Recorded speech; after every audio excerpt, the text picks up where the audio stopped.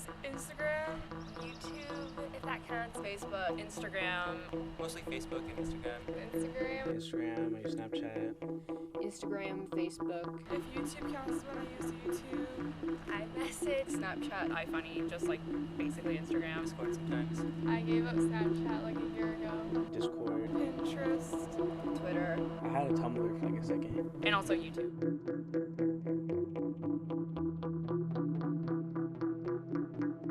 I think some pros is you can definitely connect with people that you haven't talked to or seen in a long time. And also you can connect with people who you've never actually talked to, which I do sometimes when I'm playing video games or something. It's important for our society to grow and become more techy.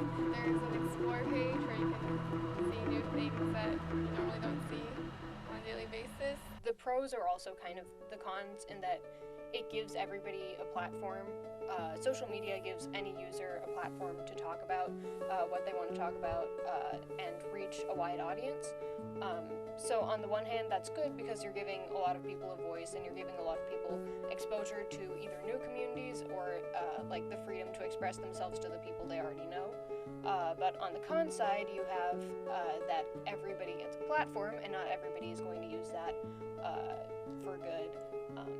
Part of that is like when we talk about news today, a lot of people are getting their news through social media, which means that they're getting like not something not as in-depth as say a news article, and like also when we talk about like people being influenced by what they see of others online, people will usually project the most like successful or nicest or prettiest image of themselves online, so that can create a bit of insecurity when people compare themselves to who they see online. It's created like social standards, especially towards women, that are like really negative. And I feel like, you know, I was talking about it with my mom, and she said how like the suicide rate for women is so much higher than men because of social media, and just how, you know, women are portrayed as, you know, kind of like these symbols of perfection, and how it's not really attainable for young women, and how that, you know, kind of creates, you know, this whole like cycle of, you know, depression for girls. And, you know, I guess that's the con.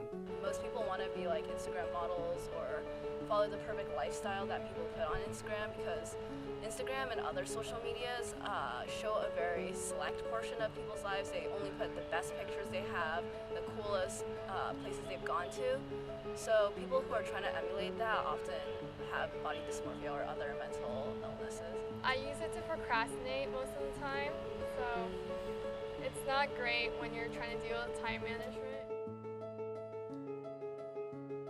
I use around 30 to 40 minutes a day. Around half an hour. 3 hours, probably somewhere around 5, just like after school and stuff like that. Well, excluding Discord, probably like 15 minutes maybe a day. But if you include Discord, that really varies on what I'm doing. I'd say like 1 to 2 hours at the very least. A day, maybe like an hour. About an hour. Many adolescents having to confront the daily realities of new age pressures, from cyberbullying to modern dating. In some cases, parents left in the dark. She's up there in her room, you know, with her phone, on the internet, engaged in some, you know, who knows how many relationships.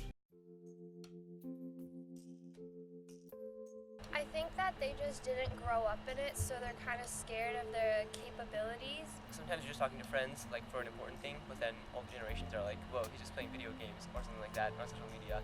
They feel like it's always wasting time, which is usually the case, or it's sometimes the case, but it's not always the case. So I feel like it's important that older generations view social media not as like a purely negative thing, but as just a tool that can be used both ways, either good or bad.